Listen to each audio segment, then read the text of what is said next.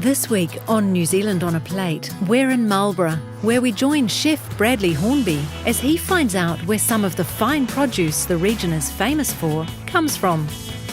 He'll venture down Pelorus Sound by historic launch to a mussel farm and then whip up an entree made from the succulent shellfish. How's it going? Then it's out on the waters of Marlborough's other famous sound, Queen Charlotte, to collect some king salmon for the main course. And finally, Bradley visits one of New Zealand's biggest honey producers to get the lowdown on the main ingredient for a sweet dessert. Bradley Hornby's been a chef in big city restaurants, but today he prefers a quieter lifestyle, and he and his partner own Arbour in Marlborough's biggest town, Blenheim. I started washing dishes when I was about 12 years old and just fell in love with the kitchen life. I'm really lucky to have met really passionate people through my life, through mentors, and my partner Liz, who loves making people happy in a restaurant as much as I do. It's just our life. Today, Bradley has come to Havelock, the small town at the top of Pelorus Sound, well known as the capital of New Zealand's mussel industry. He's catching a lift with Chris Redwood, a pioneer in New Zealand mussel farming. Hi, Chris. Bradley, how are you? Awesome, nice to meet you. You're the man to see about going out to the mussel farm today. Yes, we've got a beautiful day for it too, Bradley. We sure have, it's beautiful. Bradley and Chris are aboard a piece of Marlborough history. Well, it was a Prano whale chaser from 1914 to 1925. All right. In Tory Channel. She's a good seaboat. She's long and narrow, goes under the waves. Yeah. And we've had it in our family about 55 years. They've been farming mussels in Marlborough Sounds since the 1960s. The shellfish are grown on lines suspended beneath surface buoys. Well, these are about 12-metre drops, which is the length of the rope going down and then 12 metres coming up. Yes. And the top water has the most nutrients in it, and they grow in about 18 to 24 months. There's a ring there, which means the mussel was seeded onto the ropes. Yes. At that size. Okay. And when they're baby mussels, they're called spat, so that would have been about 50 mil. And then later on, the next winter, you can see a ring there, which is about when it was 18 months old, and now it's about 24 months old and ready to harvest. They're filter feeders. We don't add any fertiliser or anything of that nature. They're just Completely natural. Completely natural. These are going to be fantastic in our recipe once they've been through your factory, and I can't wait to use them. As well as farming mussels, Chris Redwood's company Omega Seafood is a processor and has pioneered ways to get mussels and clams to markets around the world in the best possible condition. The factory is managed by Chris's son, Vinny. We have the best quality mussels we can source in Marlborough. Sure. We run them through our process, we put them in vacuum packed bags, and then we run them through our cooking process. The advantage of our cooking process is that we lock in all of the goodness from the sea. So essentially this is a plastic can, It is is. what you're saying. That's essentially what we're doing here. We're doing a canning process, however we introduce the cooling side so that we can maintain the quality. What I love from our point of view is that, like you say, everything's graded, it's all ready to go, and there's no wastage associated like normally you would have with a live product. I guess for people from a supermarket point of view too, there's no worries about the health concerns of if a mussel's opened or closed when I'm cooking it, or all the kind of, I guess, misconceptions about shellfish and how to cook them and whether they're safe or not. You're guaranteed the safety of this product. Definitely. The product is clean, it's ready to go. You don't have to do anything and it makes you look clever. Welcome to beautiful Karaka Point. This is our kitchen today in Marlborough Sounds. It's a pretty amazing place. Today we're going to utilise Omega Seafood cooked gourmet mussels and cooked gourmet clams. So the first thing that we want to do, we're going to start making white miso dressing, which is really quite easy. So the first stage of the miso dressing is this one here, which is white miso, about 20 grams. Next up, finely chopped shallots, chopped root ginger, peeled, finely chopped chives. We're trying to balance the flavours here. So sweet, salty, sour and sharp. We're just going to add a tiny little touch of soy. Now here's a really good tip. When we open the clams, we get all of the beautiful juices out of the clams. Now you can see I've taken these out of the shell, but these juices that are left are a great way to lighten up the dressing and kind of get that really beautiful flavour of the sea into it as well. So now we want to add some citrus to this. Lemon juice straight in, and then half a lime. We're going to emulsify the Olivado oil straight into the dressing. That's good. I just want to add a tiny pinch of curry powder, which is going to round it out, give a little bit of spiciness and kind of something a little bit unique to it. Next up, I want to make a seasoning to go over the mussels and clams. And what it's called is a togarashi, and it's a Japanese kind of chili spice. So basically, we're just going to start off. This is a combination of basically fennel seeds, coriander seeds, and some dried chili. And I've just toasted these in a dry pan, just until you can smell the flavour of the spice. Now, if you're struggling to get these to break down for you, just add a little bit of flaky sea salt and just work that in. What I have here is the dried citrus peel. Quite a lot of this. I really want the citrus characteristics to come through, and it'll work perfectly with the Marlborough Sauvignon Blanc as well. What we have in here is some fennel pollen. We gathered some wild fennel last year, and we basically collected a whole bunch of the flowers and we dried it out. I've also got a little bit of dried kombu seaweed in here as well. And lastly, the sesame seeds, which have just been lightly toasted. Very lightly crush these. So for the garnish of the dish, what we want to do is we want to create something that's really crunchy and fresh. This is a fennel bulb. Basically, all I'm going to do is cut this in half. I've kept the root end intact so that as I slice it, we get beautiful, nice slices. Squeeze over a little bit of lime so that it doesn't oxidise or go brown. So the green shell mussels, as we've seen, been already cooked in the pouch, so all of the natural juices and everything stay in here. So they're very easy to remove from the shell. Now you just notice there's a little beard there. All you have to do is just really easily just pull on it and it's going to be removed. Just into our mixing bowl. I'm just going to add a touch of the mussel juice as well. The little neck clams, I'm just going to add 1 good spoon of these. And a nice big spoon of the dressing into the seafood. Look at that, the beautiful colours. So here we have the pickled cucumber, pickled swede, shaved fresh carrot, and shaved radish. I just want a couple of slices of fresh apple. So this is some crispy chicken skin. Basically what we've done is we've just taken the skin of a chicken and cooked it at 180 degrees for about 7 minutes under a weight. Just a sprinkle of the wild fennel togarashi, the Olivado extra virgin avocado oil with lemon zest. What else but wild fennel from Marlborough. And here we have it, omega mussels and clams with togarashi, white miso dressing and pickled vegetables. Hey, we're here, guys. Thank you very much. Thank you, Bradley. Thank you. Is it on a plate too? Yeah, cool. We'll come around and make you dinner. Many recipes with clams and mussels together like that? Bradley's up at the crack of dawn the next day to travel down Queen Charlotte Sound. He wants to find out where Marlborough's renowned king salmon comes from, so he's meeting Mark Priest from Regal Marlborough King Salmon. Hey Mark, how's it going? Hey Brad, how's things? Yeah, good, thanks. I came to check out your operation and hopefully pick up some salmon for our dish today. Sounds good. Let's have a look at it, eh? Yeah, thank you. So Mark, why the Marlborough Sounds for King Salmon's farms? Well, we've chosen this place, you know, it's lovely sheltered waterways, so it's nice and easy to get out to the farms and work on them. Nice fast flowing water, good oxygen, really good for growing fish. The salmon we grow in New Zealand is all king salmon. The rest of the world grows Atlantic salmon, which is a different type of salmon. New Zealand farms 80% of the world's king salmon. Wow, really? Yeah, and it's a really unique product. So the king salmon's much more oily, it's got lots of those heart-healthy omega-3s in it, and it's lovely sort of soft texture and rich, buttery mouthfeel.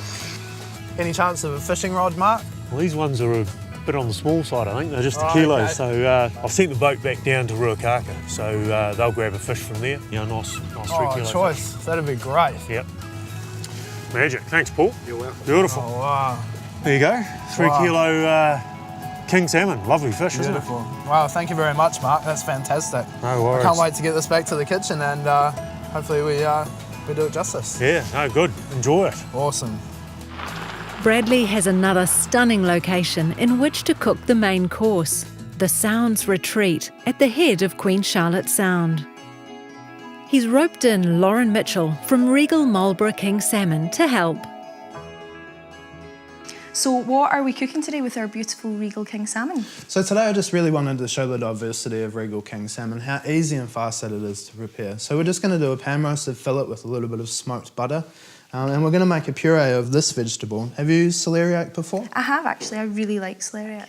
It's a beautiful vegetable and I think it's underused and it's really economical. And when you cook it with a little bit of cream and a touch of extra virgin avocado oil, it's a really special thing. So yeah, I look forward to cooking with you today. Yeah, sounds good. Now what we're going to do to start off is going to use some of this Olivado extra virgin avocado oil. It's a great alternative to olive oil and it has a lot higher heating point, which means that it doesn't break down as much when you cook with it. Now here we have the celeriac that we prepared. Basically we want to cook this without a whole lot of colour. A little bit of great Marlborough sea salt, which is very important. Just added a bay leaf and I'm just going to add a touch of cream. And once it's tender, we puree it in a blender or with a hand blender, and basically your puree is ready to go from that point. Okay, Lauren, I'm going to show you how to make a really easy dressing. We take the fermented black garlic paste, which we have here, and basically just put it into a jar. This is a little bit of sherry vinegar, okay, so it has a really nice pungency that goes well with the delicious sort of flavour of the black garlic. And could you use a different vinegar? Could you use balsamic or Oh, white wine? absolutely. Red wine vinegar, even rice wine vinegar would work as well. Yeah. The Olivado extra virgin avocado oil with lemon zest is going to work really well with this. Season with some beautiful Marlborough sea salt, which we're very lucky to have here. So I'm just going to strip the leaves from the thyme, straight into there, and some fresh lemon. We give it a shake.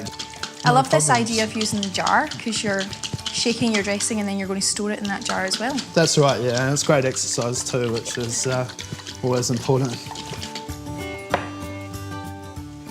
So Lauren, what we have here is a fillet of the beautiful Regal King Salmon. We've allowed this to come to room temperature so that when we cook it, it becomes nice and nicely cooked through the middle, and it makes it even so that from edge to edge it should be cooked nice and evenly.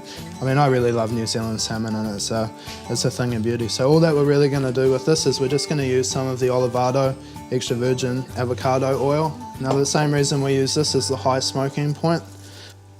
Straight into the pan. You want to be able to hear the sizzle on the salmon as well. We want to create the colour around the outside, but we're going to keep moving it so that the internal temperature has the opportunity to increase. Just add a little bit of extra salt to it as well. Now all this is going to do is it's just basically the seasoning falls off as we roll it around. So I want to accentuate the savouriness of it. So we're going to add some hard herbs into the pan here, and we're going to make an aromatic smoked butter with the oil from the fish and the Olivado oil as well. We're going to create a really flavourful bath for the salmon. A little piece of garlic. Now, this is a little bit of butter that we've smoked. We're basically just going to add this to the pan as well. Allow this to melt. We just baste it back over the salmon.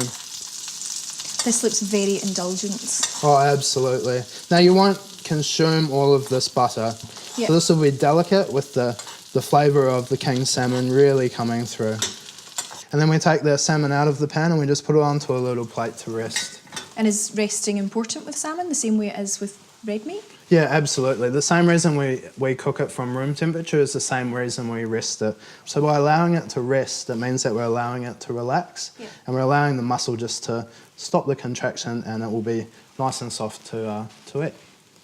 To finish the dish, we just add the beautiful mushrooms into the pan, touch of Marlborough salt, beautiful roasted shallots, the roasted garlic. Okay, so now for the greens. Greens don't need a lot of cooking. They really just need to be wilted in their own heat. So I've actually turned the heat from the pan off. I'm just going to introduce a little bit of lemon juice. Now it's going to help to clean the butter and the oil up, but it's also going to help to create the steam to wilt the greens. This is starting to smell amazing.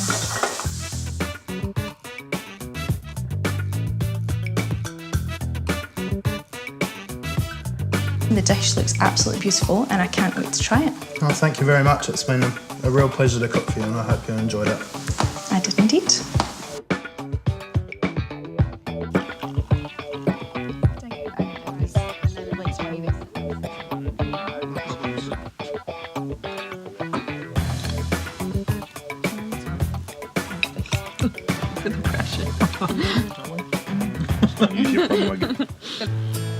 Not only does Marlborough produce superb seafood, but it's also renowned for its land-based food production.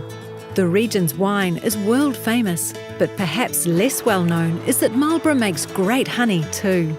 The honey company gathers honey from throughout the region and exports it around the world. Managing Director is Darren Clifford. We've been based in Marlborough right from day dot. We're a substantial size operation. We run over 6,000 hives and employ around 30 full-time staff. Oh wow. So we cover right from the production in the field. We spread across a big area of Marlborough, so we produce a lot of different types of honey, and we take that product from the hive right through to the jar, so we take control of it. So the bulk of our products that are obviously produced within our own operation come from a wide spectrum of areas. So we've got obviously the Arrowtree Valley, which is very high, very tusky type country, and so that's where our blue borrages and our clover type products would come from. Okay. Marlborough Sounds, Nelson Lakes are more prone to the Manuka bush type areas, and so that is where our darker, stronger honeys would come from. So we have a very wide area that we produce from. That also gives us some protection as a company year on year from a loss of crop. So if it was extremely dry, which Marlborough is known for, it's warm and dry, we may well lose our pasture crop and our blue borage crop, but we would traditionally have a reasonable bush and Manuka crop, and likewise if it's extremely wet we would have a better pastoral crop and almost no bush honey. So that does allow us to support our customers and wise of volumes. Obviously today, using the Manuka, the blue borage and the honeydew will be a chance for us to look at 3 completely different products. Absolutely, I really look forward to it. To start the yoghurt cream, basically what we have to do is we just heat up the cream just enough so that we can infuse some flavours into it. So lemon zest, also really good with orange zest or blood orange zest if you have it. Beautiful vanilla pod, which we have here. And all we're going to do is just scrape and then drop the whole pod into there. This is a really beautiful, luxurious flavour to add into there. Now something a little bit different. We're going to add some lemon thyme, which is going to help with the citrus note, but the savoury characteristics is really going to help with the beautiful flavour of the Manuka honey as well. And then we add a good spoon of the Manuka honey into the cream and then just allow those beautiful flavours to infuse. This is the gelatin we'll use. This is 3 leaves of leaf gelatin. But what we have to do is we have to soften this with a touch of cold water first. We just let this soak for 2 minutes until it becomes pliable. We just want to remove as much of the excess water as we can, otherwise this will vary the setting power of the gelatin itself in this mix. We add that into our cream, which is beautifully infused now, and we just... So what temperature is this at? It's probably about 65 degrees. So it's not too hot, but it's just enough to allow the flavour of the honey and the thyme and the vanilla to infuse. We pass this cream mixture straight onto our yoghurt, which we have in the bowl. We're just going to get all the pieces of thyme, and just in case there's any undissolved gelatin in there as well. So we just whisk the infusion and the yoghurt together, and this is essentially the base for the cream. It couldn't be any easier than that, really. So Bradley, how long will this dish take to set? Will probably take about half an hour to 45 minutes. I'd always normally give it a couple of hours just to be safe. If I could get you to put half of the hazelnuts into the mortar and pestle, please, I'll get you to start working on the crushing the hazelnuts for the textural component. I'm just going to put this pan on to heat so that we can caramelise the blue borage honey for the crumble. So we just really want to bring this up to the bubble. So we've roasted the hazelnuts and crushed them. we're going to add these, add the hazelnuts. I want to add a little bit of the Olivado extra virgin sweet almond oil. This will just give a slight difference in flavour. Here we have some toasted rolled oats. This is just for a little bit of texture and kind of that homely feel that you get with a crumble traditionally. And this is some puffed amaranth, which is just an ancient grain which you can buy pre-puffed, and we've just toasted that in the oven. And what we want to do is we want to bring the honey out, so we're going to add a little bit of salt to it as well, which helps to bring the sweetness out. You can see how the honey's being absorbed into the grains, and we can hear now that sound. That sound means that honey's starting to caramelise, taking on a little bit of colour. Heat goes off. So we just turn it out onto the greaseproof paper to cool. Now the honey's really hot right now, so all we need to do is just give it a couple of minutes to let it cool down. Basically we have our yoghurt cream here, which you can see is nicely set. We're going to take some of this crumble that we made, which is really, really nice and crunchy right now.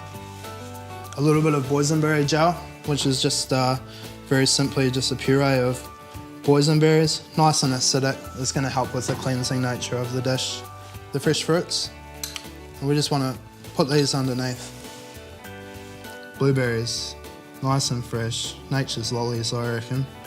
Freeze-dried mandarin, and we also have some freeze-dried cherries too.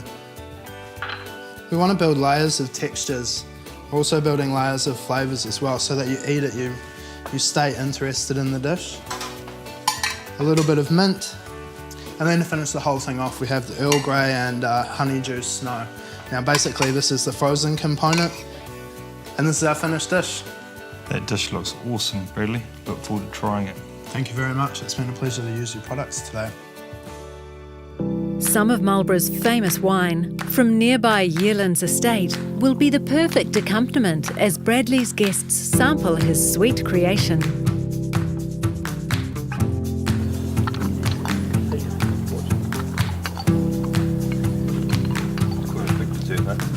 Size-wise. Yeah.